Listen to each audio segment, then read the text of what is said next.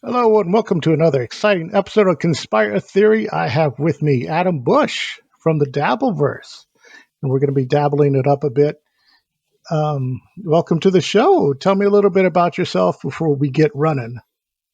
Um, Thank you so much for having me. I'm very excited to be here. It seems like we have a lot to talk about. I first became aware of you, correct me if I'm wrong, at the first DabbleCon. I believe you were referred to with a nickname that was not your regular name. Is that correct? Yes, I go by Skinny Chad. Skinny Chad is in a reference to Chad Zumach. Yeah, I was doing a parody of Skinny Chad, and I was christened Skinny Chad. And then at the next DabbleCon, perhaps you got a new nickname. Is that right? Oh, yeah. Or does it remain Skinny Chad?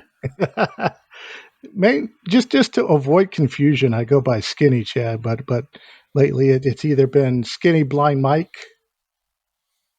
Skinny Rob Saul, and even one time I went by the Duke, which was Dook, when I did my Stuttering John cosplay, my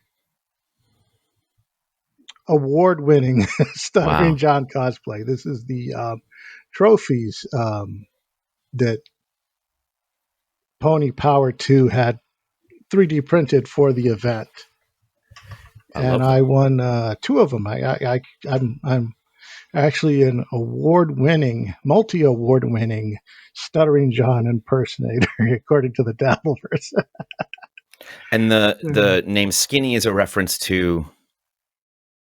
Oh, I'm a portly individual, so that's quote unquote the joke. Okay. Yeah. And you've been there you go. You've been podcasting for not that long, for a couple years now. Yeah. The Conspire Theory podcast, which is usually my paranormal podcast when I go by my regular identity, it's been about 6 years off and on. But I've been in the podcasting scene for about, I'd say, close to 10 years. I used to be a third mic in a gaming podcast, which is where I had pretty much similar likening myself to. I'm a bit of a Chad Zumach myself, as we could see. So it's pretty much like, the costume now. It's become less of a parody and more of a tribute. the more we progress, isn't that funny? But I've been looking up in your I reviewed your IMDb. I saw a lot of interesting projects in there, a lot of independent and as well as network television gigs and a lot of interesting stuff. You're a very well-rounded individual yourself. It's quite remarkable. Thank you. Your most iconic role that I noticed that I guess most people refer you to is Buffy the Vampire Slayer character, where you played the character of Warren Mears. That was it's funny because I remember in one of the episodes when Carl on WATP, when Carl was showing the one of my artworks, and then he said to you, hey, wouldn't you like to be, doodled up Dabbleverse style like I do with him? And I did some checking, and it turns out maybe not Dabbleverse wise, but your character has been put in the Buffy comic books, and that must have been exciting for you. No, not particularly. Oh, yeah, that's right, because your character was skinned. No, that's not why. It just it has nothing to do with me, and I wasn't even made aware. They just do it, and I don't Understandable. Have any contribution except that yes, I do like that the lore lives on in any way, not necessarily even my character, but just that the story goes on and in such capable hands. And when I do go around and do some of those appearances, people love the comics and they love me to sign them, and I have no problem with it because the drawing of me is like fucking ripped. The man is just, very I appreciate that fantasy. Yeah, the that era had so many iconic shows. I was never into Buffy the Vampire Slayer. However, I had friends that were into it, and I would hear about it through them. And during the time in the 2005 to like to the mid aughts to the late aughts, I was huge into the comic book scene, and the Buffy comic books were everywhere. Mm. You cannot open a direct market you know, ad book or go through a Wizard magazine or a Starlog without seeing some article dedicated to Buffy the Vampire Slayer. So it's just another extension of the work that you were involved in, with, just showing how wide reaching it is out there. So, oh, and is there anything else that you would like to comment on, Buffy wise, before we move on? What a great question. I think it's definitely worth noting that while such as yourself, many of the Dabbleverse are not aware of the what went on in the show Buffy the Vampire Slayer outside of what they see, in little ads or what they hear about from Artie Lang. And while that's all pretty accurate, the one thing that they don't know about that's very funny is that the character that I played of Warren and the trio. Warren was with two other characters that kind of got together and did a lot of damage. They very much are, as you say, a tribute to the kind of people that are here, specifically white men here in the Dabbleverse that do a lot of posting, have a lot of thoughts, have a lot of opinions, and I think they would find a lot of similarities, and that they kind of called it in advance, the kind of person and the kind of trolling and the effect that kind of trolling has on both the person who inflicts it and its recipient. I think Buffy had a lot of very bold statements about that stuff that many of the dabblers would find very ironic. Very interesting. Yeah, well, let's go ahead and roll up into the Dabbleverse. Great. What has been your experience, your impression on the Dabbleverse thus far, both before you entered it and then once you were, I guess, christened, a valuable asset to it? I don't know about that, but I was a fan of all of this stuff, probably similar to how you were, and just observed it. And there is, when it's done well, there's a quality to it that makes you go, oh, I could do that, or I should be doing that, or I have opinions too on these topics. I would like to share them. And I felt that way for years without ever wanting to personally ruin this thing that I enjoy.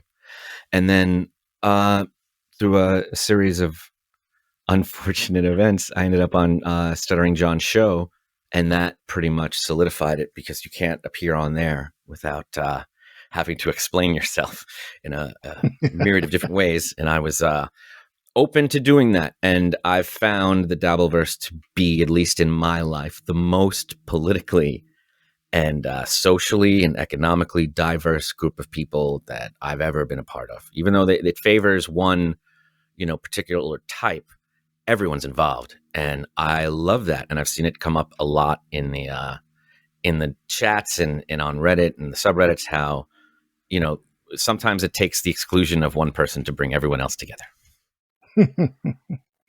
Yeah. How did you fall into the Dabbleverse? Oh, I was a frequent listener to the Dick Show, and it was through the Dick Show, the Dick Masterson Show. Carl was on there because at the time he was going through his I guess, podcast war with the owner of the Vanishing Podcast, and she was attempting to cancel him. And of course, he went to Dick Show for support. I, of course, at the time myself my friend had a podcast where we would review conventions. We would go to conventions and we'd review them and we'd talk about them. I've probably been to a couple of the conventions that maybe we cross paths. I would love to know which ones did you go to a lot? It was a lot of comic book and anime stuff. I had at the time, I had a big interest in paranormal, and so then I went up in there and we would talk about that. We've done one or two paranormal episodes, and then eventually that show has eventually pod faded, but it was a great time. I was the hatchet man on that show. Again, the What do third you mean? mic once more What do you in mean, a Hatchet sort Man? of Chad Zumock-esque role. Huh? What do you mean by Hatchet Man? Oh, the hatchet man is pretty much he comes in. Usually, it's the first two hosts. They'll do a dialogue, and then I come in and I just pretty much jokingly trash everything and talk a lot of crap. Basically, I bring the bad news. The blunt sort of criticisms And is that that typically a role start. you play, or is that just kind of what dynamic worked in that trio? It's just it's just I guess it's sort of a role that I naturally fall into. It's sort of a sort of antagonistic type of role. And what Yeah. made you make the leap from observer to podcasting about this stuff? Or what made you make the leap from just a fan to host? As far as in relations to the Dabbleverse, I guess in general on anything. well, I started my own show because um, oftentimes we would talk about conventions and stuff like this, and we would discuss panels. We would go to panels and we would review the panels. That's That great. is likening similar to when Carl does WATP and he reviews a podcast. Going to panel is like reviewing a podcast episode. So I wanted to talk about topics, like I wanted to talk about topics that I wanted to talk about. And the hosts of the show are like, sorry, Chris, this isn't that kind of show. So eventually I had to figure out and learn how to make my own kind of show. I had to create that kind of show that I could discuss these topics with. And pretty much the podcast has been pretty much just an excuse for me to talk to interesting people like yourself and the many past guests that have, decided to come onto my show, and it's just an outlet for me to have fun, to really enjoy myself and indulge, in the topics that I greatly enjoy, be it the Dabbleverse or paranormal in general or comic books. I've talked to authors, comic book creators, just the very general extensions of the hobbies upon which I participate. Do you think that becoming a host and being in a leadership or in a broadcasting position is a natural extension of fandom? No, not really. I just wanted to be part of the conversation and have a voice. I don't know that that's for everybody. Some people are sated simply being a commenter or being an observer in that manner of role. And what makes you think, or what makes someone make that leap from observer to in a position of control? Um, I really don't know. It's just got to be something that's in you. I guess it's mostly just how badly do you want to have a say in anything. It's that's what I think that it largely is. And some people, they just have that personality that they can just run with it. Others don't, but whether they do or they don't, anyone who takes that sort of leap, I commend them. I really do commend them. And how do you feel it's going? As far as in reference to what, myself Your or the Dabbleverse? podcasting, just your podcasting. Hmm. I think it's going as well as the effort that I put into it. The episodes of my have you reviewed episodes of my show? I have. Okay. I do a lot of hard work to make sure that it sounds good, that it looks good, that that I have a good conversation, a good repertoire with my guests. I try to make sure that what I put out is the absolute best that I can do, and that the guest has a great time, and that everything is as polished as I can do with my capabilities. So I as far as what I put out, I greatly enjoy it. I try not to push myself so much that it becomes taxing on me where it when it's no longer fun, then it's not quite a thing. But I've lately taken a dip back, but that's mostly because I've had other responsibilities pop up, like I'm working on a book I have commissions coming in, and for another book that I'm working on. So I have, a lot of plates spinning at the moment. So which taxes, how much attention I can put into it. But the podcast for me is it's an enjoyable release for me, and I love it. I just love it so much. It's interesting because it's one of those things like stand up that it's hard to do without an audience. It's hard to get better at it without someone watching.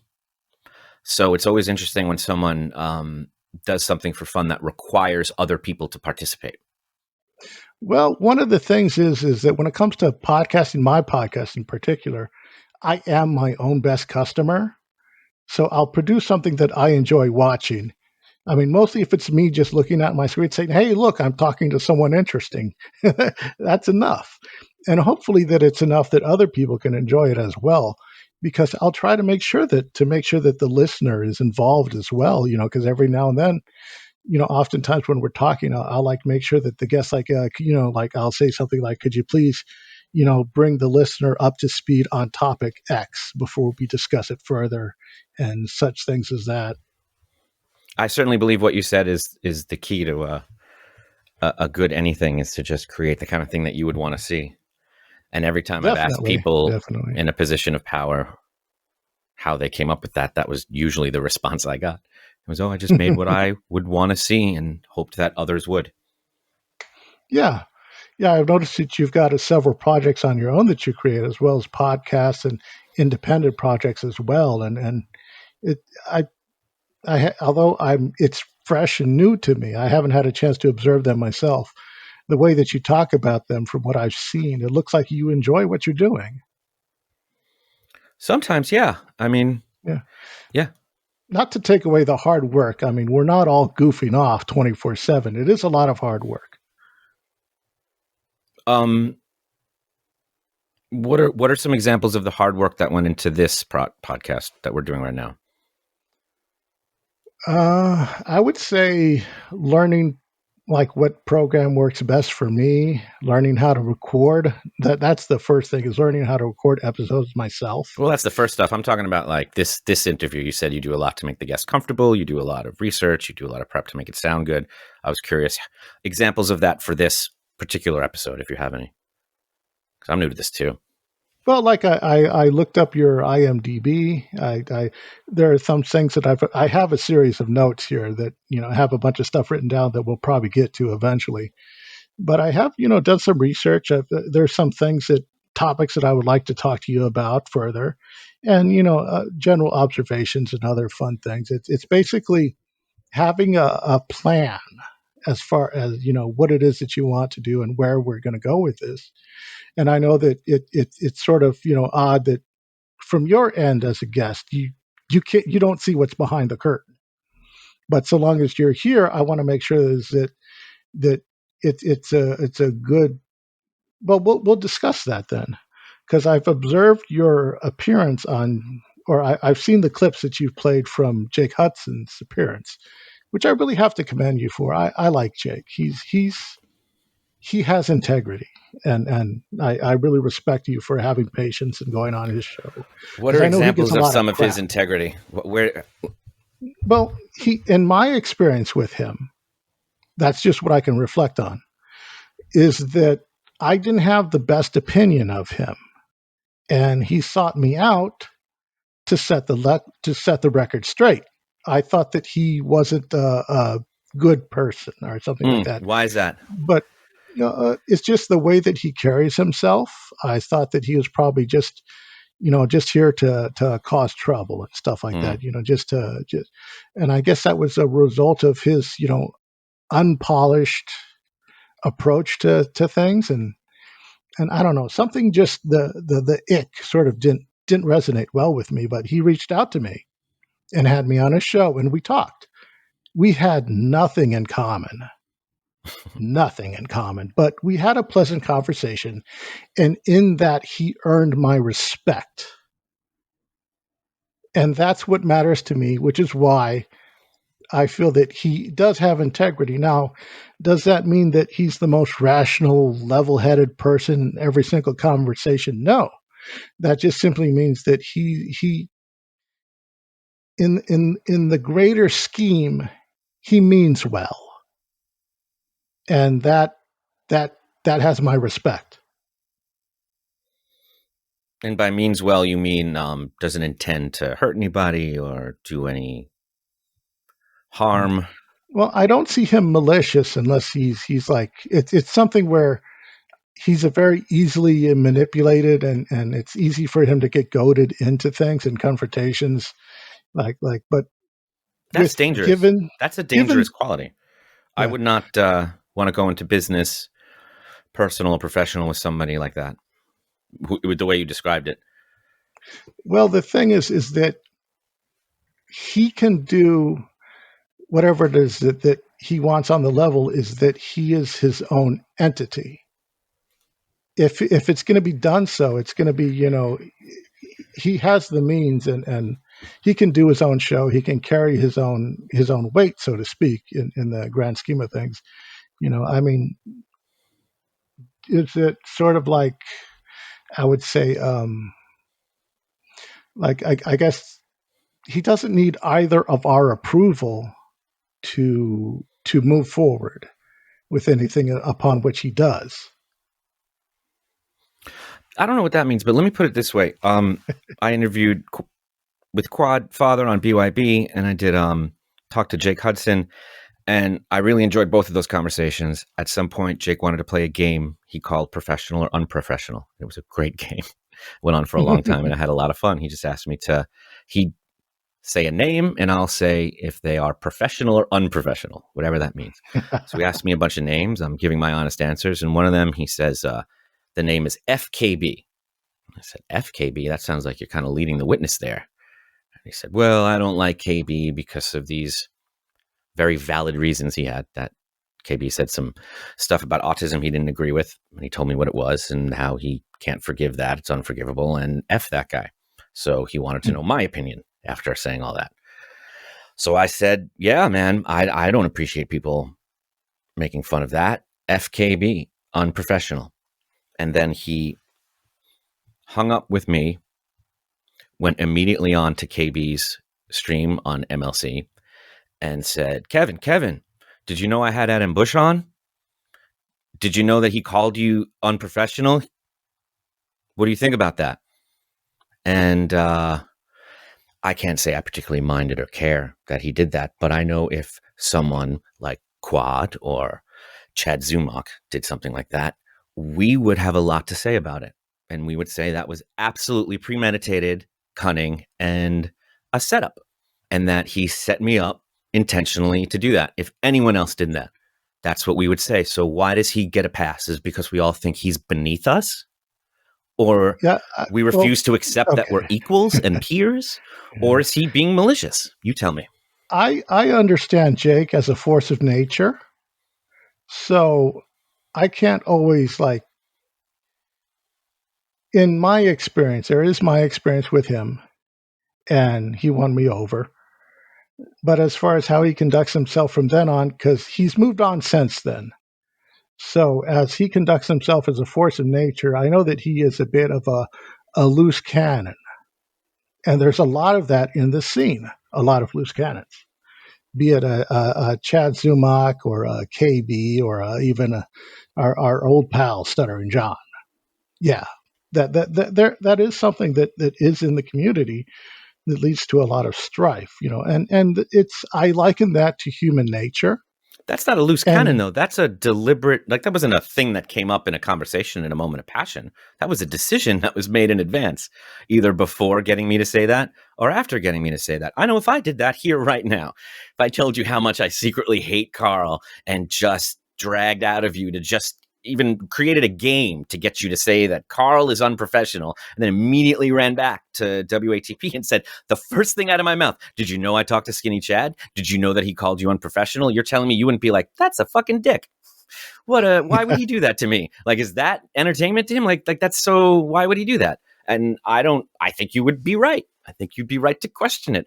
And I'm not even saying I care what Jake did. I'm just saying it's interesting that we just give him a pass while talking about how much we admire him.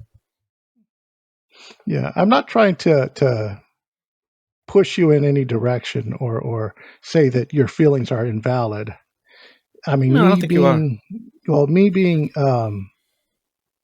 I guess me liking Jake doesn't mean you can't feel that what happened to you Oh, of isn't course. I'm just isn't trying to base it that's on the experiences that we talk about. Like you said, you do a lot to make the guests comfortable. You do. So I asked you what that was because as a guest, I didn't know what that could be. And sure, you and we'll talked get about a into lot of that stuff that later in the doesn't involve me. So conversation. I just want to Okay. know. That's why I ask for examples a lot, or I like to know, because a lot of us base our strong opinions on feelings.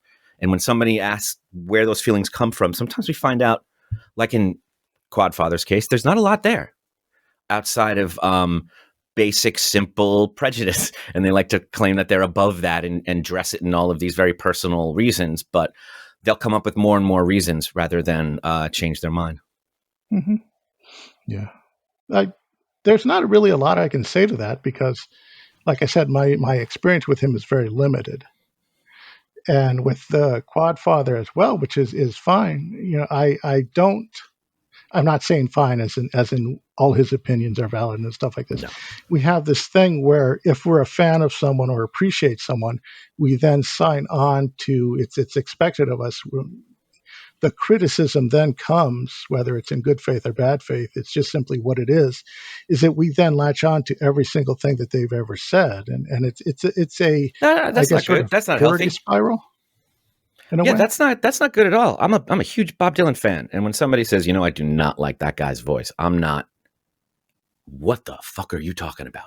Where are you? Like, I know exactly where they're coming from. It's not a mystery to me why somebody would not respond to that voice and not be able to get past it in any way. I hear that. I also hear the beauty of it. I get confused. I'm not saying Jake is. I enjoyed talking to him very much, and I love that he does what he does, and I will continue to support him. But it's when people want to point out the differences between him and other people like Quad and Chad and other broadcasters is where I tend to disagree. I don't see much difference. I think everybody's pretty equal in this Dabbleverse. That's understandable. And in those cases, we'll simply have to agree to disagree. And that's as far as that conversation can go, unfortunately. We can't there's only so much that we can go to sway like other people's opinions on stuff, especially when everybody's learned experience is going to be different from that. And just to be specific, what is it exactly that we're disagreeing on here? What is the disagreement, or what is our difference of opinion? Well, I think the disagreement is, I guess, the nature of Jake Hudson, if Ah, I'm understanding correctly. okay. I see him as a force of nature, He's definitely a and force of nature, and there's good and yeah, evil yeah. in nature. I can't. It's like a hurricane. You, yeah, it's understandable if you're mad that a hurricane, barrels down your house, but at the same time, there's only so much that you can do to prepare and stop it. Not that I'm saying that he's a destructive force, because I I don't cross paths with him all that much, so I really can't, say to that. If there's other issues that I'm unaware of, and you were to cherry pick and bring that up, well, here's him doing and saying a bad thing. What is your impression? And if it is indeed a thing that's very unfavorable and makes him look bad, yes, I'm going to have the opinion that he shouldn't be doing that. It's understandable. That makes sense. Yeah, and I honestly personally didn't mind him doing that. It's no different than in the sense what I was doing to Well, him. I personally didn't mind it at all. It just made me realize, boy, if anybody else did that, this would be a segment. This would be a character defining move. If a Shuli or anybody else did exactly that, that would be what defines them, and you'd be allowed to hate them. And somehow he did it, and everyone was like, "Go, Jake!" Even me. It's well, very yeah, funny. and it's just like I said, force of nature. Are you a fan of Chad Zumock? Do you watch his show? Um, Not really. It was just a quick gimmick that I could put together that I did. I mean, as far as now with him, Chad versus KB, of course, yeah, naturally, I'm going to say, yeah, go Chad. When he does a good thing here and there, yeah, I have no problem cheering him on. I I'd love to get on his show sometime and talk, and trash Carl and stuff like that. But other than that, it's a good fun thing, and And what are your issues with Carl? What would you love to trash about Carl? There's a lot. oh, We don't have to go we'll through all get of it. we'll Oh, okay. get there. Trust Very me, good. we'll get there. Yeah, one of the things that I noticed is when you reached out to do other podcasts, which again, thank you for doing this and taking the time for this. I really do want to give you a lot of gratitude for doing that. Oh, in fact, here It's I have something for you. oh, thank you. That's really great. Thank you. Yeah, I'm not going to drink it though. I guess since the medication I've been on, my tolerance for alcohol has really gone down. You're Before just I used to wasting it? be able, huh? You just opened it for the skull? Yeah, I'll take a sip every now and then. All right. I used to be able to down like what is it, 4 or 5 beers, and then now it's like I can barely handle two, and it's like, okay, that's too much. Of course, when I do any heavy drinking, it's usually when I'm playing video games. Being Oh. inebriated adds a level of challenge, extra level of challenge when you're trying to play first person shooters. Trust me. Yeah, I've noticed that a lot of your appearances in the show sort of come off as I would say, it's like you're jumping in front of a bullet for Carl. How so? Like your appearance on BYB was sort of an example of that. And my initial criticisms of Carl are sort of like, well, hang on, we'll get. I'm getting ahead of myself, unfortunately. You'll Mm-hmm. have to excuse me. I want to talk a little bit about you, and you keep turning on the conversation to me to ask and get to know me, which I of course fall into because maybe I'm vain. But aside from that, I would liken you, because I've had criticisms of you as well. I at first I felt that you were sort of overstaying your welcome, and then I think it was one episode in particular where Carl was doing the H3 analysis, and then he just threw the ball to you, and I'm like, oh, okay, this segment feels like you're just bearing the weight to carry a segment, because the H3 stuff, I get it, it's content, but I do not care. It's not stuff that I'm interested in. And unfortunately, in the Dabbleverse, there is like, it can't be all John all the time. And there's been some times where Carl has tried to pull in like the Ripperverse drama, the Eric July stuff like this, and the Dabbleverse has had a visceral reaction to it. They Mm-hmm. do not care. They don't want to hear about it. Which is the Ripper? Immediately, huh? Which is the Ripper? Ripperverse. Which one is that? Ripperverse. It's Eric July. He's an independent content creator. Okay. It's very interesting. There's a lot going on there. I mean, a lot.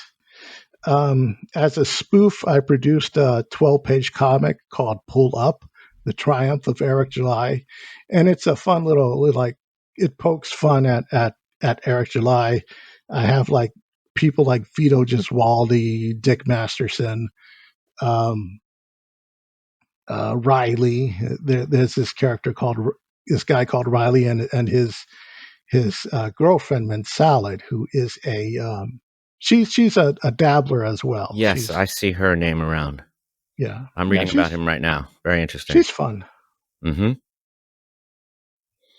Very interesting. But anyway, I have an interest in the Eric July isms, because I feel I see patterns in the behavior, and I liken it similar to Stuttering John, as also similar to Aaron M. Holt, where then me and Annie tried to sort of break that down. And that episode was very chaotic because there was so much to talk about, and it was so interesting. But anyway, getting back, even though that I felt that way at that time, I mean, I have come around to your presence, and and I'll say I liken you more as to, I would hope you would take this as a compliment, but I see you as sort of a Phil Elmore 2.0, where Phil Elmore was in the scene. He broke down the Dabbleverse for the general audience, for regular people. And I loved his show because I love the character of John and far as his behaviors and stuff. And in a sense, he sort of represents, I don't know if it's called either the id or the super ego, but I see in John the worst parts of myself. And that's why I feel like it's a sort of human uh, despisement that he sort of, that's what, in some essence, that he represents when he makes those decisions. And it's like I'll give you an example. One time, John was complaining about how he had his kids over and they wanted to go watch a movie. And he's like, oh, I don't want to do it because I have to take a shower because I stink.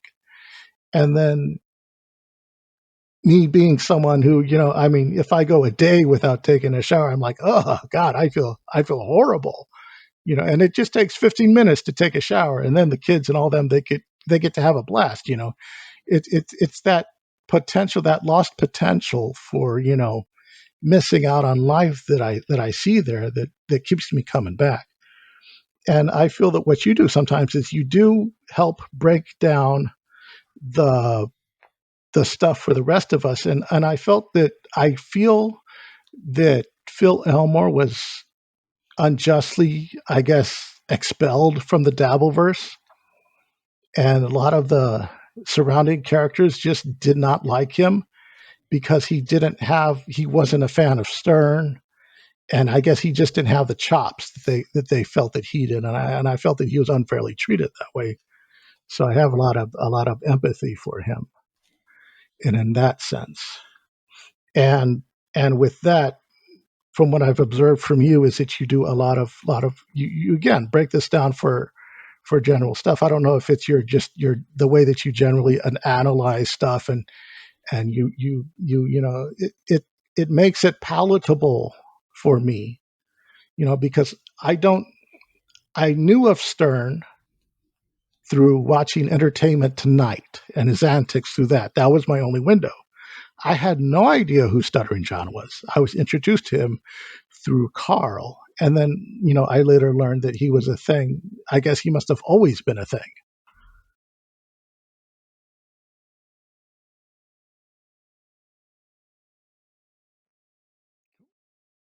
Uh-oh. No, I'm here. Was that a question? What was the question? Is Stuttering John a Oops. thing?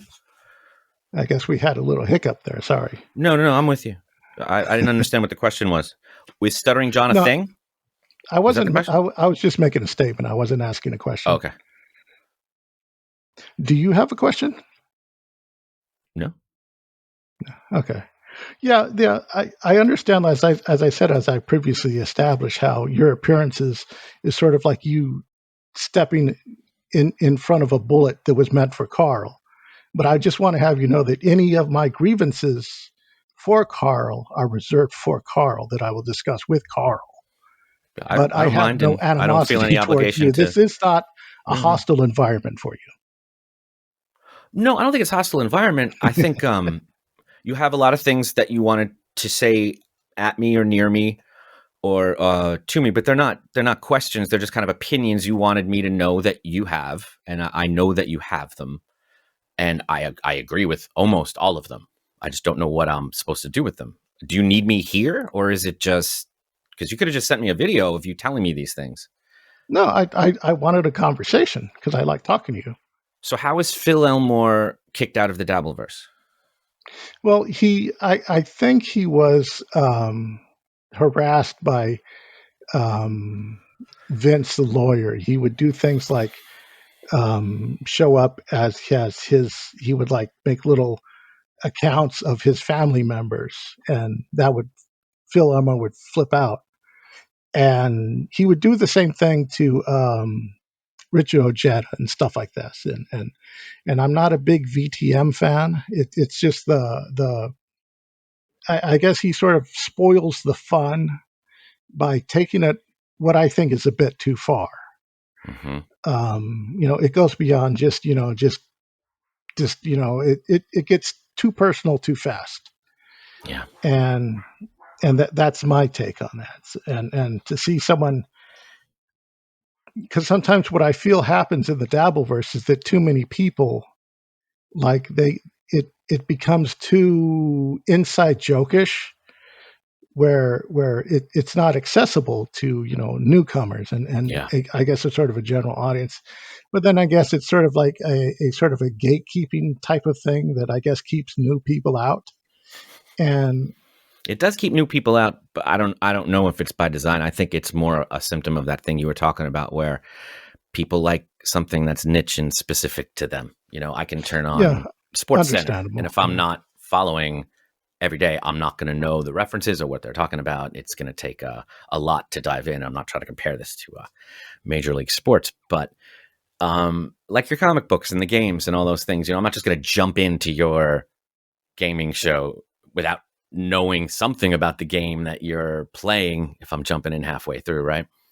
yeah, that's understandable, and that's why I like where people have stepping stones where they can come into it if they choose to. Because the Mm-hmm. last thing you want is someone in a hobby that clearly doesn't want to be there.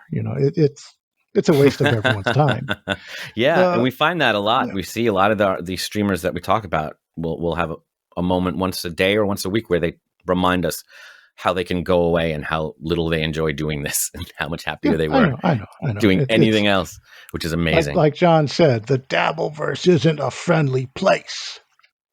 Yeah, mostly because of him.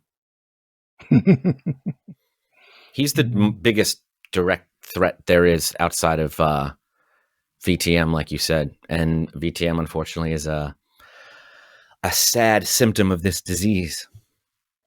Yeah, and there's only so much that we could do on our end to, I guess, mitigate his impact on the There actually is community. something you could do. It's very much like Beetlejuice.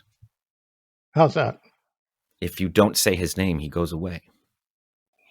Hmm, I agree with that. Quad, you know, says he's justified in hating Carl because Carl doxed that guy who paid for the stream.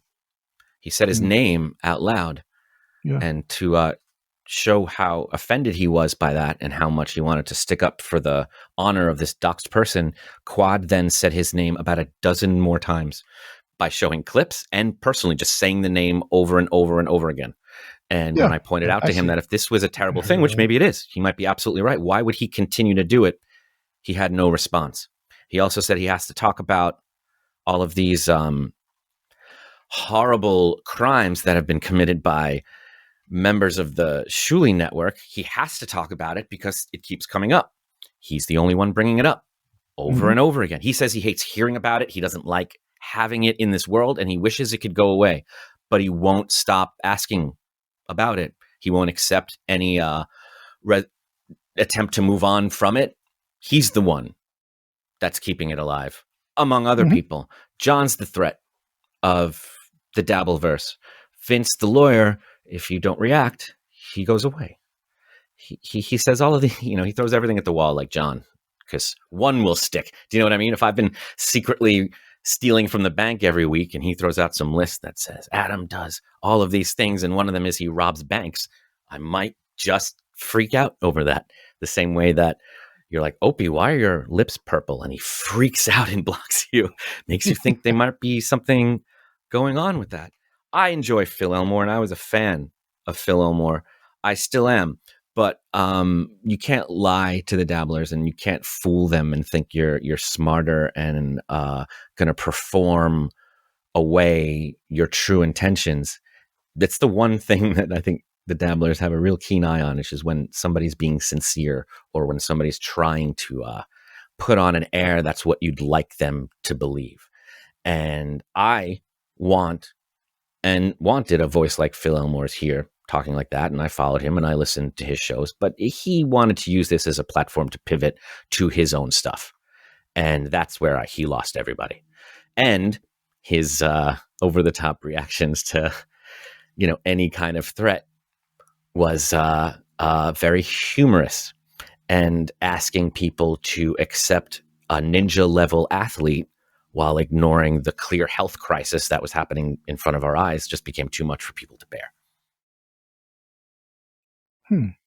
He left and made a little AI cartoon, trying to jerk a tear from us, and went on his way. And like John, he's still here. But I will add this. I get if anybody has to get out of here for their health, or they're just like, this is not making me the kind of person I want to be, then I have nothing but respect and understanding for that. Yeah, I can agree with that. I now let me just whack off my notes and all the stuff that I said I would talk to you about that I written down. Covered that. Covered that. But being in the Dabbleverse, is it familiar to you in any way to anything that you've ever seen before? Is there anything like I'm not trying to be all there's nothing like the Dabbleverse, but it's more of is it similar? Because I've been in so many fandoms, from like furry fandoms to anime fandoms to steampunk. I was heavily into steampunk. I think I got kicked out of the steampunk scene like 3 times because I wanted to again make it more accessible to the general audience, and the hardcores didn't like that. So ruffled a lot of feathers there. That's what you think it But was? yeah, I suppose so. The the the is there anything similar to what you see, like I guess either architecturally that you see the Dabbleverse that reminds you of? Because Yeah, it reminds me of something, and I just want to hear your opinion first. well, I've spent a lot of times as a professional and as a fan in a lot of different kinds of fandom. I feel like I've seen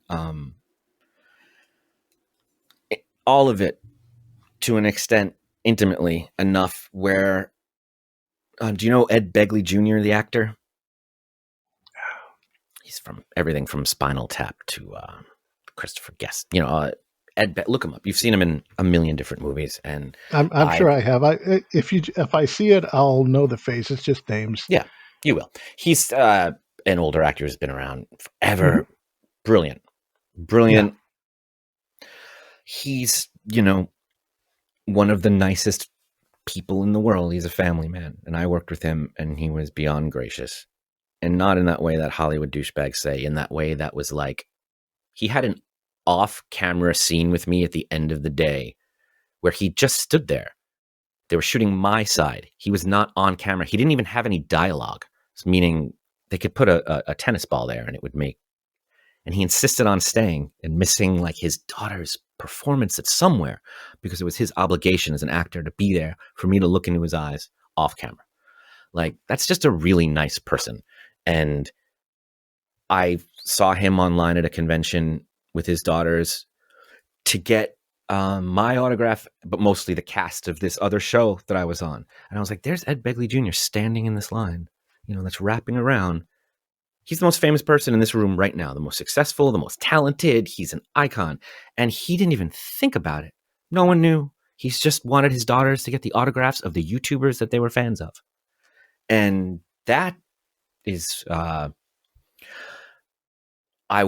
I kind of strive for, because I know what it's like to wait outside the stage door and write fan letters, and I know what it's like to, receive them and try and be there for a person. And I think you might agree that there's similarities in anything that is fandom, anything that's a culture based on I'm a fan of something. Then yeah, there are similarities. Especially, you talked about furries and all those kind of things. I always like to talk about My Little Pony. That's my favorite one. The bronies and just. Did you read my notes by any chance? Yes, I did. Okay. Cardiff sent them to me, and what I was most impressed with, he's on my list too. I related to was some like frat bro in Middle America watched this cartoon because it was on his TV, and he had this visceral physical reaction to it. And he went, what the fuck? Like, why do I like this? This is weird. He was probably embarrassed, uncomfortable, and confused. But because of the internet, at some point, this, lacrosse playing dude in college got on the internet and said, am I the only one who likes this stupid My Little Pony cartoon for young girls? And somewhere in Amsterdam and Germany and Europe, all over, were dudes of the same age, of the same type, going, bro, what the fuck? Why do we like this? This is crazy. And they found each other, right? And how many conventions and movies and series later does this thing live on? I caught a clip of WATP and John, and it scratched that exact itch I was looking for that was missing when the Eric the Actor YouTube clips ran out. And I was like, this is perfect. And he covered other stuff, and I was like, this is kind of fun. Then he covered Opie, and I was like, yep, that gives me this same, I don't know how to describe it. I'm sure you relate to it. When something just connects or gives you that feeling like, oh, this speaks to me. I need more of it. And that's fandom, right? That's fandom. Now you find friends, you find family, you find a community, and then that community becomes more important than the thing that they were ever fans of to begin with. That's where things get out of control. Yeah, that's understandable. I do liken the Dabbleverse architecturally to bronies, because when I was in the brony scene, it's one of the things that kept it alive was, and I think Cardiff put it best. Cardiff and Carl have said that. I don't know who said it first. Is that one of the things that keeps it alive is all the talented people who contribute to the fandom, the the AI cartoons, the the songs, the music, and the The brony work you do, stuff. the The comics music and the was work you huge. do. Yeah, yeah, I'm not just pointing that out just to blow smoke up my own ass. It's just I'm not the only artist in the scene. There's tons of contributors who make amazing and wonderful content, from the puppet to Barnes and even Mint Noobs. Salad Stuck herself. Joe And Depot. yeah, and those are fantastic. And this sort of stuff, I guess, keeps things rolling, because otherwise this probably would have died out already. And I kind of wonder, if we're in the sort of the second to last cycle, because the average for fandoms is usually 2 years. It's and I think it's like a little bit more than that. I think I've seen the same with the Brony community, where it's sort of it stiffed out like after a while, and that's one of the similarities that I see in there. Is it's this sort of, there are these people who they put so much effort and craftsmanship into something that extends the longevity of this by, and that I'm so I really feel like it really humbles me to be a part of that in the way that I am. It's like you get this sense of, oh, these are my people type of thing. And it's so much fun. And you're like, I mean, yeah, I'll put on like the Docs song, Docs, and then the Just Do It, Yeah. and all of that stuff. It's a lot of good fun.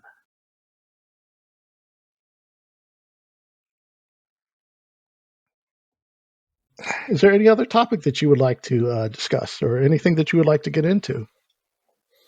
You mentioned having, you're the hammer, or the anvil. What was it? You're the machete at the end of the podcast. You're The the guy who can, the Hatchet Man. the hatchet man. I'm curious some of Yeah. your hatchet like opinions on this Dabbleverse. I'm curious if some of your strong or unpopular or just decisive opinions about what's happening.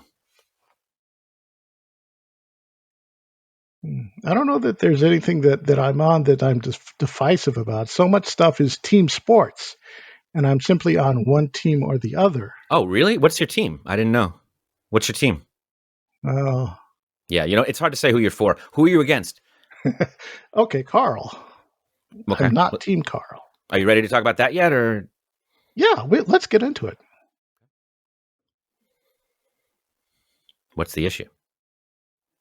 Well, I guess I'm sort of like frustrated with him in a sense, but it's just simply something that I have to be careful how much I reveal, Really? because Why? it's not. That doesn't sound like the hatchet man to me. Yeah, you assume that I've always kept that hatchet. It's Eventually, one you of the got to only put things it you've told me down. about yourself, so I'm holding on to it. Understandable. Yeah, my issues with Carl. I've reached out to Carl. You've have you? Sometimes stuff is just fun, you know. Nope. Okay. Have you heard of the Hamburger Pants saga? No. Okay, it's a long story, but I'll. This is the time that, but Hmm. it perfectly encapsulates what frustrates me about Carl, and it's really not Does this his story fault. involve Carl? Yes, Okay. it directly involves him. It's pretty much Great. it concludes. It's why it illustrates why I have to destroy Carl, Oh, and it's not that and in the story you'll see that I probably in a sense already have, and you and destroyed him? absolutely. Oh. Is he still with us? Well, yeah, but he's a fraction of the man that he once was. Okay. Which, I mean, come on. Between the club foot and it was barely a man to start with. Yeah, I know, and he's less than. Okay. But and that's why, and I'm not saying that because, like I said, this is not a hostile environment for you. I don't feel any So hostility from you. okay, I just have to establish that, Absolutely. and there's no intent of I'm not going to allow you to be a human shield for Carl, and I'll I be don't need your gladly. permission to do or not do that. I have no preconceived notions, and I am open to all opinions. I All really right, am. I all have right. no allegiance or loyalty. Mm, I don't. I mean, that's just the mm, truth. I have opinions that I share with lots of people, some with you, some with others. We seem to mm. have a lot of the same taste while being, as you described, completely different people. But I am open to it. I explained to the Quad Father that I thought there were plenty of Okay, reasons to be critical of Shuli Agar, but if he didn't want to talk about ESO, he shouldn't. And that's not enough for him. So I guess. Do you do you intend to take clips of the show and to present them to Carl and be like, "Hey, look at this moment! I totally pwned Skinny Chad." Is that in rolling around in the back of your head by any chance? if anything interesting were to happen, I would. Other than that, I'm just I was a little disingenuous when you said you were doing it for fun, and I kind of looked at you like I was judging that. And as I was doing it, I was like, he is right. Like, there's Okay, I nothing wrong with that. I I asked don't. this guy I'm a big fan of, Zay Frank, why he does what he does, and he had the same response. I was like, so what he does all these experiments and videos. He did one where he took over your Facebook page without telling you, meaning like you knew you would hand over your Facebook page to him, and he would just answer all your responses, do his posts as if he's you, and see what happens in a week. And I was like, wow, what was the point? What did you learn? And he looked at me like, I don't know. I just did it because I wanted to. And I used to hate that. And now I know he's right and you're right. And that me doing these Dabbleverse shows is very similar. I wanted to do it to see what would happen, to find out where people are at and what their show is like and what they would be like if they had just a regular guest on their show that was open, responsive, had some things to talk about, and willing to spend an hour with them. What would happen? And Sure.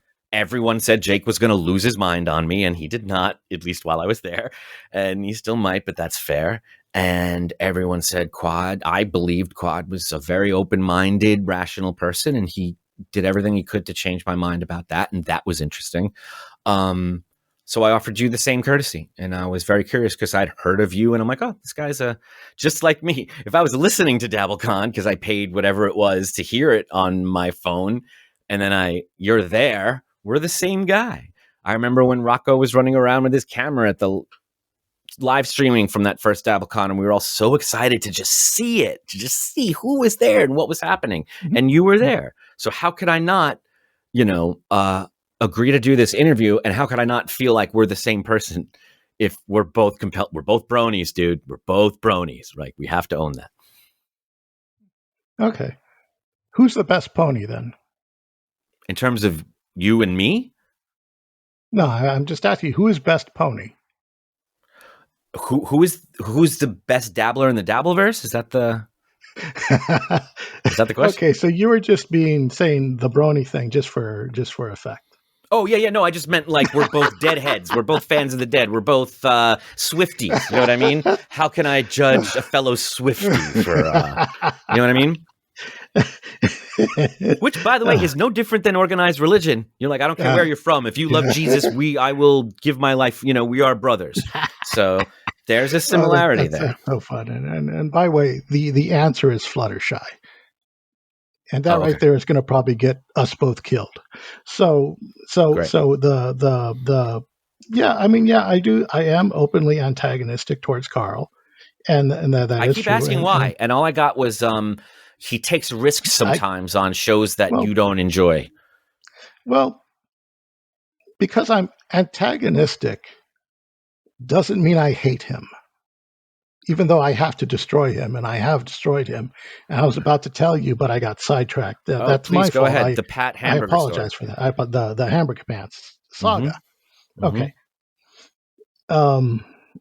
I had gifted Carl a pair of novelty hamburger print pants.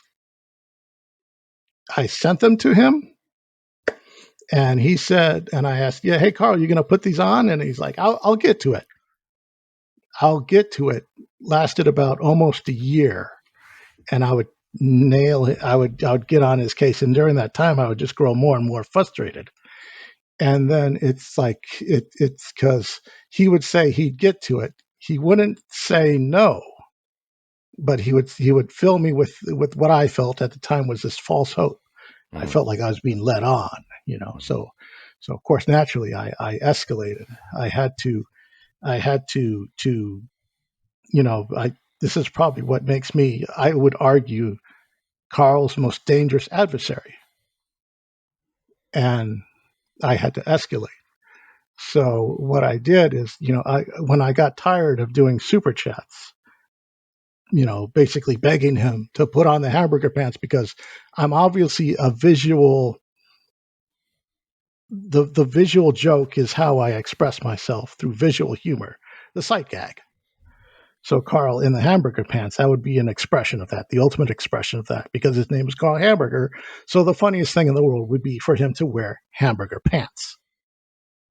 So after a good year's worth of nothing, and I'm fuming and I'm furious, and then I do a show. I've done several shows with Annie, where we talk video games.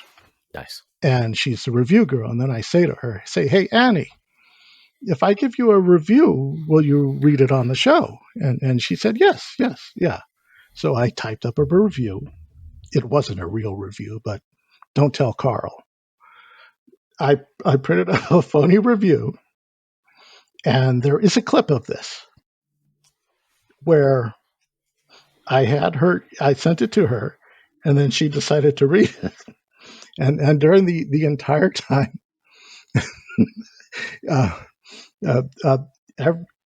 Carl is, you know, he's listening to it, and it's me pretty much through Annie berating him for not putting on the goddamn pants.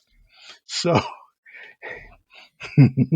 so Carl is hunched over. He's being destroyed. He's being verbally destroyed through my proxy, Annie. And she's innocent in all this. She doesn't know that I manipulated her. She became my lance of Longinus, which, you know, pierced. She became the lance of Longinus with which I pierced Christ, which would be Carl on the cross. So everybody's laughing at him, and it is so funny. and that's it. That's it. You know, I claim that as a victory, as I destroyed Carl.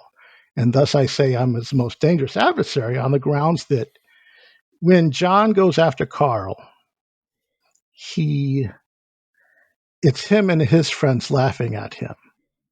When I go after Carl, it's his friends laughing at him. Carl has these arbitrary rules. So far, I've documented 5 of them. Oh, let me hear him. All So I can right. write him down.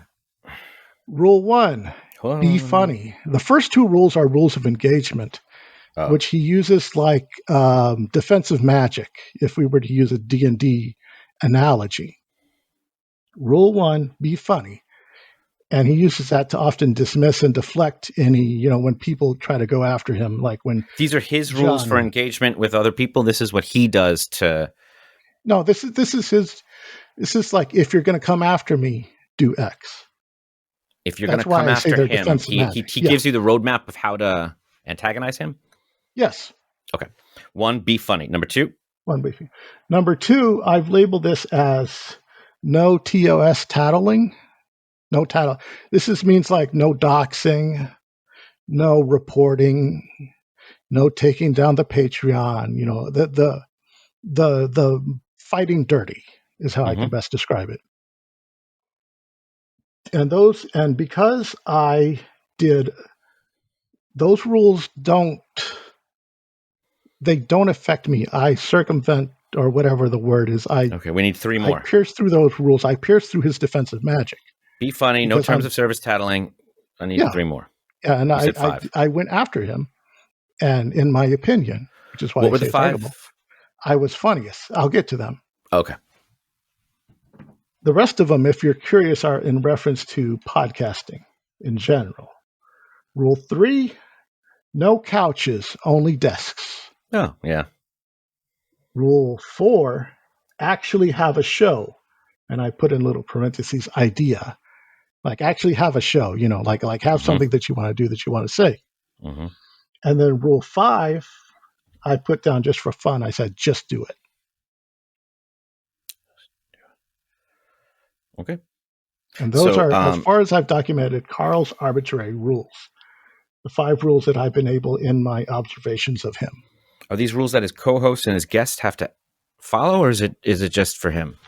No, I guess it's sort of like Carl's code of ethics or something of that nature. And it's just, the rest are like podcast rules, but I had to, I had to fill the list. But the first 2 are the most important, because those are, like I said, defensive magic. And are these dictated to his guests? Do his guests have to follow his hosts? When people, he'll use them as a means of deflecting any criticism that comes at him. Like when anyone comes after him with a nasty whatever the hell it is, whatever conduit of. So when receiving criticism, he deflects to being funny. Yeah, he'll say, if you're going to come after me, be funny. Okay. And don't fight dirty. That's what I, from what I've observed, how he carries himself, because he does say, just do it. He does welcome, conflict in a way. And how do we feel about these rules? Are they oppressive? Are they admirable? What are they? How do I feel about them? Is it fair? They're his arbitrary rules. Like I said, the first 2 don't apply to me because I'm funny, and I'm not going to resort to fighting dirty because I have a sense of principle. So this is this is a bit, right? This is shtick. This is like you're doing a little bit, hoping, because I asked you why you are at war with Carl, and you said because he was not as effusive about your gift as you would like. And then I don't really understand what we're talking about after that point. So I'm trying to just hammer it down to what it is, or is this just like a shtick? You can say that. Okay. I mean, the worst thing that could happen now is that you show up to Carl and you say, and he says, hee hee ha ha. Hey, that's Adam, the worst thing? Huh? That's the worst thing? The worst, I'm about to tell you. Okay. Is that you show up and he does his, hee hee ha ha, because that's how he talks. And he says, how was your thing on with Skinny Chad? Hee hee ha ha. And then you say, Carl, how hard is it to put on a pair of goddamn pants? And then, of course, that will crush Carl's soul. So that's a best case scenario. I mean, it's worse for him because he will be defeated. I mean, is he defeated if he doesn't know about it? Well, at this point, it's like, how could he not know, type of thing? Because I have been engaged with him. I have talked to him. We've gone back and forth on Twitters and stuff like that of that nature. So just out of curiosity, not that he's going to or that you would even welcome it, what could he do to make it up to you that would change everything and make you go, you know what? That guy's all right. Well, I asked him to come on my show just so we could talk about stuff, as you have. And as far as him making things right, who knows? I mean, because it's like I do enjoy being an antagonist. So nothing. And it's really just about you. Yeah. Okay. Am I having fun? You're asking me if you're having fun? Yeah, that's the thing. Is it, am I having fun? I'm enjoying myself. It's fun I to be. completely respect that. Why is that courtesy not offered to other people? You mentioned, I asked you very sincerely, why don't you like Carl, which I've had to ask every single podcast that I've been on so far. And your response is that I can't control him. He doesn't do the things that I request of him in a timely enough fashion for me to enjoy. So he's my mortal enemy. And there's nothing he can do to change that opinion that I have, but I'll continue to work with everyone surrounding him and try and get them to talk shit about it, fearing that they would do the same to me, because that would be the worst, most insincere, trolling thing a human being could do. I don't know if that's all. If I agree with all that, I don't know. I'm asking. Tell me where I'm wrong, because then I might actually learn something, and that would be awesome. Well, it's not just I do my things and I put them out there, and eventually they get to Carl. Like there was a second time where I didn't even plan this. I did the you've seen the Clay Dabbler did that figurine of Carl, my rendition of Carl. And well, your art and the art of yours that Carl has on display and that he's shown is incredible. Very, very talented. I always admire people who could draw and see that. Okay. Yeah. Thank you. I appreciate that. I had Clay Dabbler do a commission of my rendition of Carl, the Burger Goblin. I called it Burger Goblin Carl. Mm-hmm. And it popped up on the show by surprise from Trucker Andy. He said, "Hey, he did this thing," or not in reference to me, but it was a John segment, and then John said, "Hey, Trucker Andy said, hey, look at this. John is wearing that exact same shirt in this clay figure." And then when they popped it up, John's figure was in the background of the thing, and it was a goof on Carl. So then, I mean, inadvertently, even though I didn't set that in motion, because all that I could do was just, post it on Twitter and tag him and hope for the best. And eventually it got legs of its own, wooden clubfoot legs, and eventually, ran across his desk, quite literally. And it was hilarious. Let me tell you a story. I used to get a Mad magazine when I was 11, 12, 13. Every Saturday after going to school, my father would take me to the comic book stop in Levittown, and I get to pick out one. Stuttering John is a very similar story because we're both Long Island guys. I loved Mad magazine. My favorite was Sergio Aragonés, who did the Gru comic and all the little margins and very detailed, intricate, simple drawings that are actually very Gru complex. the Wanderer. That was great. Yeah, I have every issue. Get the hardcover. So does my brother. Really? Mm-hmm. Well, then your brother and I would get along, because I don't think I've ever met or had a conversation with another Gru fan. But I loved it and even revisited it as an adult. And I was appearing at the Comic-Con here in Los Angeles, and I was signing trading cards of my character from Buffy. And every Comic-Con has a program for the entire convention, and they ask a guest artist to draw that cover every year. Sure enough, this year they asked Sergio Aragonés.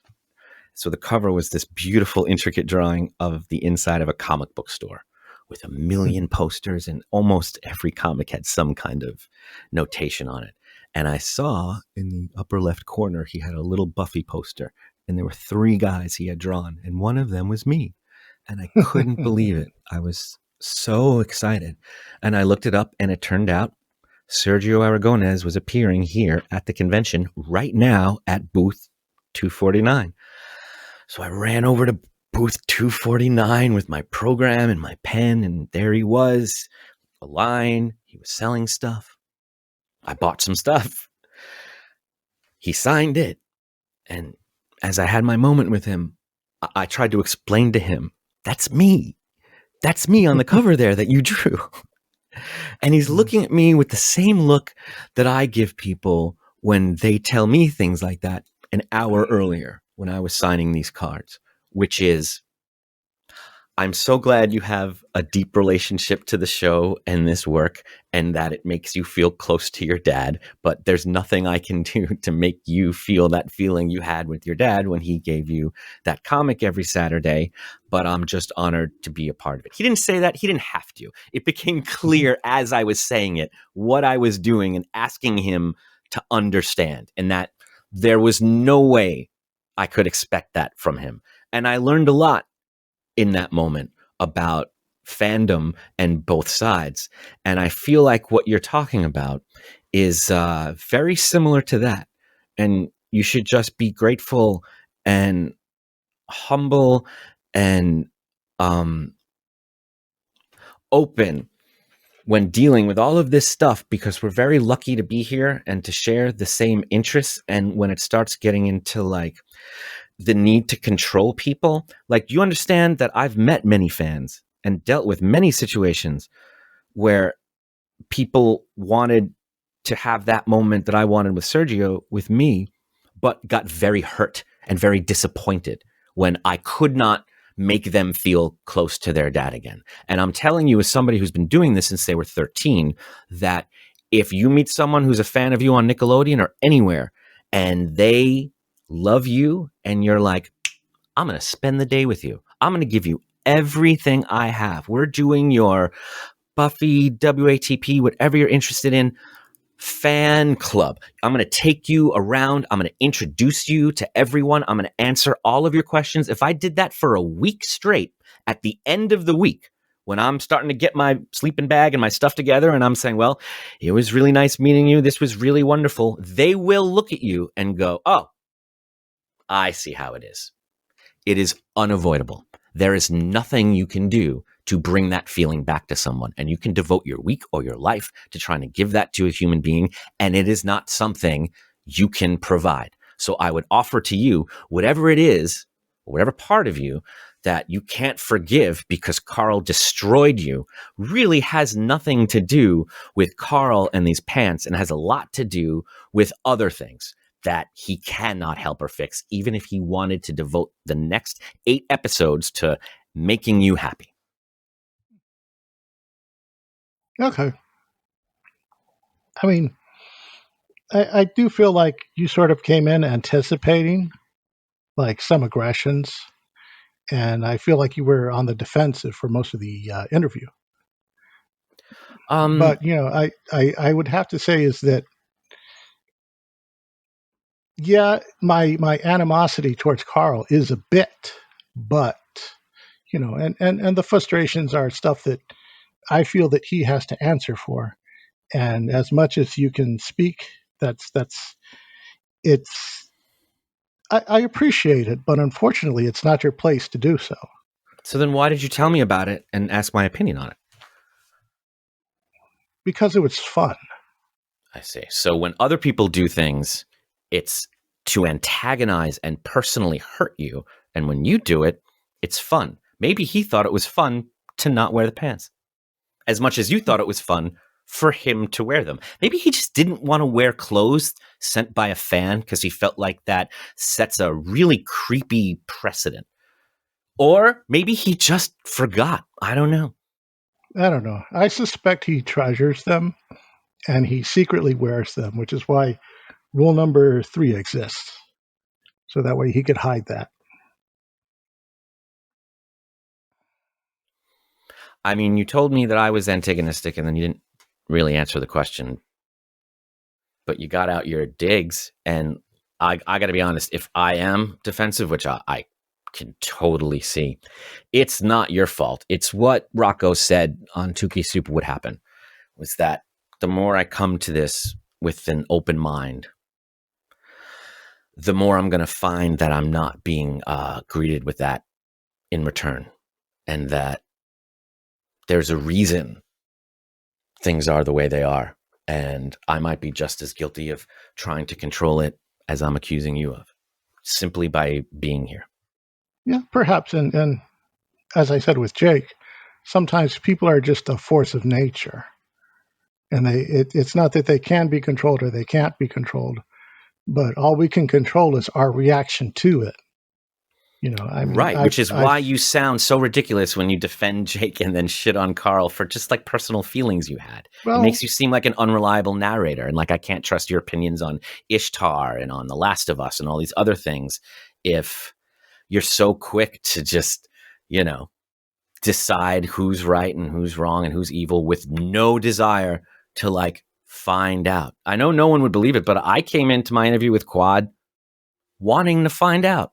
And I left feeling pretty good. It wasn't until I saw his take on what happened and just the absolute hypocrisy.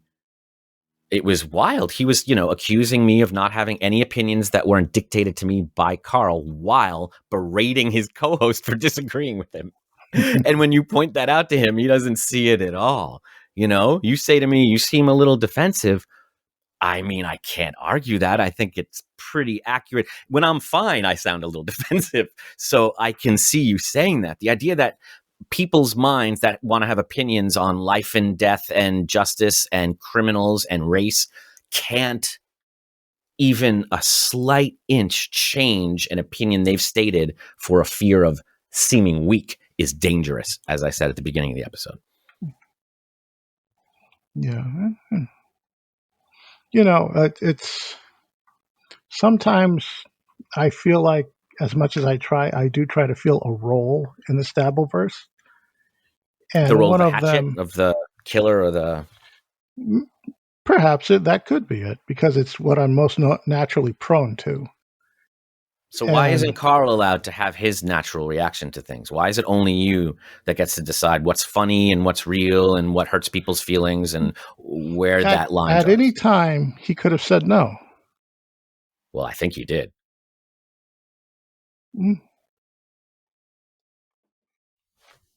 It just seems like you didn't accept it. I'll try again. Perhaps.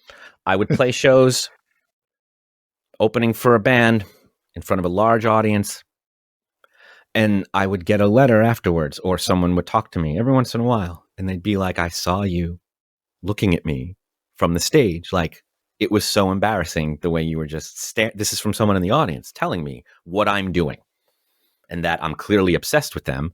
So, here's all the info and here's all the stuff. And what always amazed me about that is that it would be from someone I truly did not even see. Like, they'd come up to me afterwards, like, here I am, you can stop signaling to me all show. And not only was it not true, but there was nothing I could do as the person, who did these actions. There's nothing I could do to convince them otherwise. They're telling me what I'm feeling and what I've done, and I can't change their mind.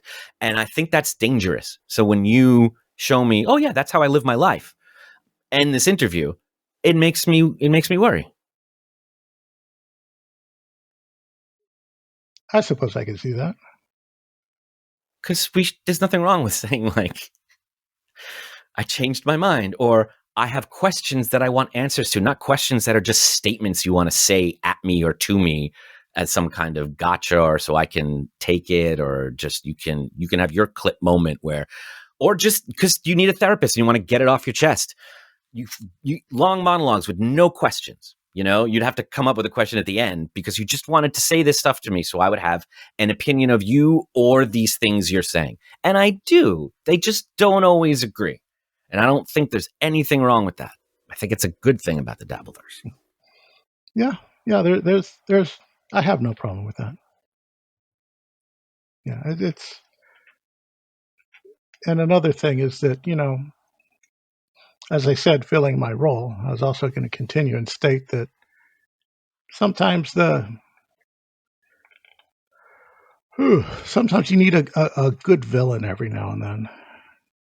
It's, and I kind of feel like that is my role or I maybe I'm making that my role is just You to be are, a and unfortunately, good villain. and this is meant with love, that's not you. You've made it clear. That's Vince the midget. That's Vince. That's his role. That's not you. You're not the evil. You're not. You're a good guy with smart opinions on movies and games and things. I've watched your show. You're a true fan of things, just like me, who cannot rest just being a fan. We have to get involved for better or worse. And I'll try again. I did a game, like an American Idol game show kind of thing, where I was a judge, and it was we were like Biggest Nerd or something. It was me and Curtis Armstrong and somebody else, and I told them what you told me. I'm like, I'm gonna be your Hatchet Man. I'm gonna be your Simon Cowell. I don't give a fuck. I'm gonna get in there and I'm gonna tear these people apart. Unfortunately, when I was presented with them, I was not able to do that. All I saw was their effort, and they were trying, and I felt I related to them. I was no good at that. And I'm not saying you're no good at this, but that's not you. That's what makes Chad so laughable, is that he's the mud shark. He's swimming in the mud. He's got it out for everybody unless you criticize his sunglasses, and then he's just apoplectic. It's amazing. You can't be the supervillain and be that sensitive and unable to receive criticism. It makes you seem insincere.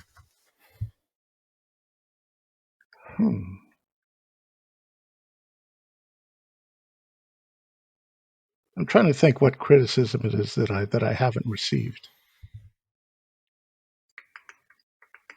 Don't know that I've received any. I'll probably have to think that, but still. Well, no, I've asked you to see Carl's side of this pants saga many times, and you're not going to, or you're not going to admit it here, that you don't get to decide what people wear and how they act. And this is not OnlyFans. It's almost like OnlyFans, but it's just not there yet. So, sending in a pair of pants for your favorite celebrity to wear, and then talking as much shit about them as you can because they wouldn't put them on, seems that's what people do to their Instagram models. I suppose I should reach out to him. Sounds like. No, I don't think you should do that either. It just sounds like you should stop talking shit if it can't, withstand just a question of why. That blows me away. With so many people, they have these very strong opinions, and you'll go, why? And they're like, stop attacking me. I'm allowed to hate who I want, and you're not allowed to question it. Well, then that means you're not looking for love in any way, and this is just who you are. Yeah. Yeah, I mean, well, it's. I mean, well, if you look at Stuttering John, and I hate to compare myself to them, but I kind of have to for this analogy to work. Is that they're I kind of feel like they need like a better class of antagonist. What do you mean? And it's well, I mean, John's okay, but he's a coward.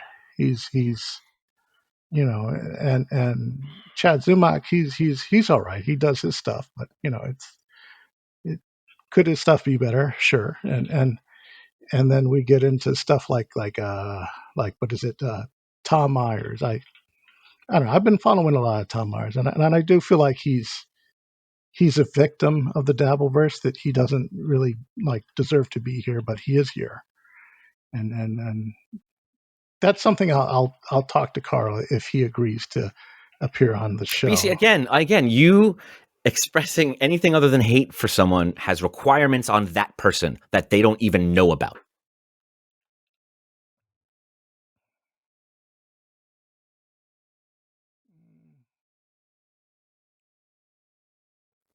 I kind of want to say it's not hate, it's animosity, but Whatever you want to call it. But I guess I can understand, I guess. So then I guess is it the point that I should, I guess the conclusion that I guess, what was what is your goal at the end of this conversation? If you are if I'm to jump through the hoop that you're clearly setting up for me, what is your goal? There's no goal. I'm simply returning what you're giving to me in kind. That was kind of the whole setup, was that I was willing to sit here and be open, be the only thing I avoid is sometimes the Hollywood questions, just because it's boring to me, and I feel like nobody watching this, even though I believe you are and would be genuinely interested in just talking about all that kind of stuff, like with a real heart. People watching this would not be tuning in to hear my thoughts on Luc Besson and Joss Whedon. They would want to hear about this stuff. So if there was any hesitation or just deflection you saw, it was only because of that. If there's a real, someone's an actual fan of these things or of me, then I'm happy to talk about it. But just as like a Hollywood necessity, I don't think it's necessary. There was no goal coming in here other than I'm going to receive what you're giving to me and respond in kind.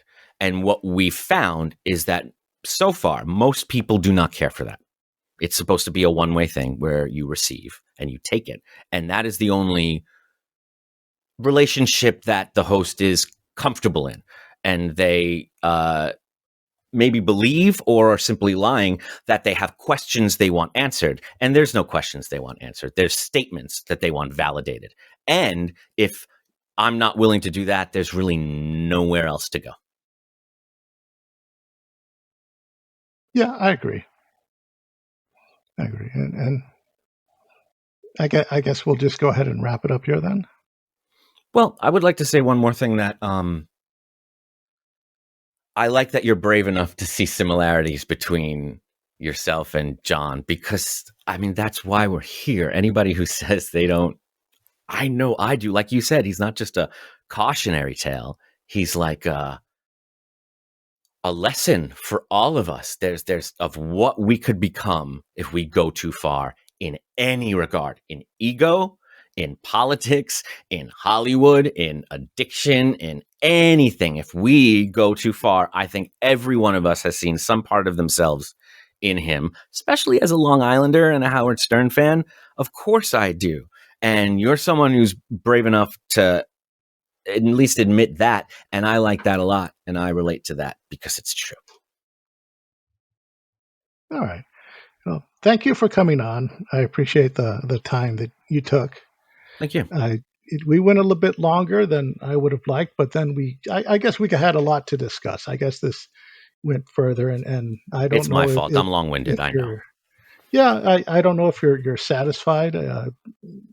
Maybe after a few events, maybe we could meet again and have another conversation. Oh, I would love that. That'd be great. It would be more, that wouldn't have anything to do with Carl. And we could just discuss about, stuff, but it was all up to you. I didn't, all the topics, you were in control. Yeah. I mean, it's, yeah, we'll get there. We'll cross that bridge when we come to it. But I kind of feel like, this was a good talk. Absolutely. I don't feel like you're satisfied. And I don't know. But then again, as I said, it's not. It's something, just as how you use the whole, maybe you are also, doing the controlling thing as well, which you've admitted to. Oh, yeah. And it's just, Absolutely. I liken it to human nature, and again, I use the force of nature analogy, and that these personalities, we're all ping pong balls. Sometimes we connect, and you and me, Hmm. we just happen to connect, Hmm. and hopefully there's a big enough flash that we at least can spiral away satisfied that we're in a new direction wherever it is that it takes us, and maybe we'll connect again. But I really did enjoy this. I love getting to talk Dabbleverse stuff. I love Me discussing too. this stuff. I love goofing on Carl, Chris, one of the and reasons I that joined the Dabbleverse, and people have pointed this out, they've made this assumption from watching me, and they are correct. They're like, he likes talking about this stuff, and he seems like he doesn't have people to talk to about this stuff. And they're absolutely right. I huh, relate to that. It's why I leap for these chances because, no, in my personal life, there's not a lot of dabblers. So I had to go online to share this stuff. I will point out that you do a lot of telling me how I feel and telling me what I think and what other people say and think. And when that actual person says, no, in fact, this is how I felt, you disagree with them about how they feel and what they want. And I don't think anybody can do that. And when somebody tells you what they feel and what they want, we can listen to them because that gets us trapped in this good and evil scenario where there's nothing anybody can do to change it. hmm, okay. I guess you got your last word in. No, you can go. It was just what you said about me. You ended it with, telling me how I felt about things when I'm not comfortable doing that. I can only ask and I hope for the best. I don't expect the worst and then get disappointed when it's not the worst and then try and find another way that I can dislike this person or group of people. I can only make observations and then comment on them. If that's not the way things are, then that's simply because I'm not seeing everything from my perspective. I can only Right. observe you. I cannot observe you from inside of you. You can ask So, and be open-minded to the response and not disappointed when it's not what you want. mhm, I was yes, I excited could. to find our similarities in that at the end of the day, we're both just dabblers who were drawn to this stuff that like it for some fucking reason. Is that enough? I mean, if I'm learning from you and being sincere, yeah, you said it's fun and fun should be enough. And I got all, hoity toity about it. And then I thought about it for a second and realized, no, not only is he right, but I know other great minds who feel the same way. And yes, punk fun, it is enough sometimes. It is. Just allow other people to have the same. We'll see. Maybe, We will see. well, yeah, like I said, we'll revisit sometime when time has passed, and maybe because there's there's other context and other stuff that I don't know that you're aware of that I'm not going to say sways your opinion, but this all I could say is we'll see, and that's all that I can offer. Well, I'm not going to bring up topics that I'm not willing to talk about or share the information with that would clearly win the argument, but I just can't say right now. That's why I don't bring stuff like that up. You control these topics. What are you telling me? If I was allowed privy to all the information, I would change my mind. Okay, well, if I said that to you, would you be like, let's wait and see? He might be right. You'd be like, why are you lying to me and unable to just acquiesce or just, for 1 second? You'd be like, why is he being so obstinate? Yeah, I really can't say anything to that, Okay. and it's just the way that it is. Mm-hmm. Yeah. So again, I guess yeah, I guess we'll actually wrap it up this time And because I'm not going to do it one more time. I I got to do it one more time. You have shown everybody that two people can have a discussion, disagreements, difference of opinions, and sit here civilly with each other and not yell and scream and name call and maybe provide some entertainment and enlightenment to other people. yeah I greatly respect your ability to just sit here and be calm and cool and talk about all this stuff, no matter how much we agree or disagree. yeah I know I don't yeah because it's I like being here and I'm constantly learning more about all the people here, and I feel like I'm not participating as much as I could, because it's like, and another thing is that you are right in that this is a conversation that if I had friends that were into this, I'd be having with them and not you. So then I thank you again for doing this. The It's my naivete that thought we could be friends, or we were actually new friends talking about this, and that's what was happening. I I think we could be friends. I never put that on the table as that we weren't. I thought you just said that. What? That if you had a friend to talk to about this, you would. But unfortunately, it's I tough meant like because it's just me. I meant like real life people that are into the Dabbleverse that are around me. Yeah. Meat space stuff. Yeah, that would I be didn't nice. say that we're not friends. I would consider us friends. I'd consider us, comrades in this fandom and stuff of this nature. Well, look, if I ran into you at a And coffee shop, I would be so excited to see you. There are genuine people I call friends that I would not be excited to see at the coffee house. So take that for what it's worth. yeah, that is fine. And I hope that you had a great time here. I hope that you enjoyed yourself. I love the Dabbleverse, and greatly enjoyed my time with you. Thank you so much. All right, I'll go ahead and wrap this up. And we'll go ahead and make sure that you reach out to, if you would like to follow Adam Busch, please follow him on he has an Instagram and a Twitter, and all those will be in the show notes. Thank you for tuning in, folks.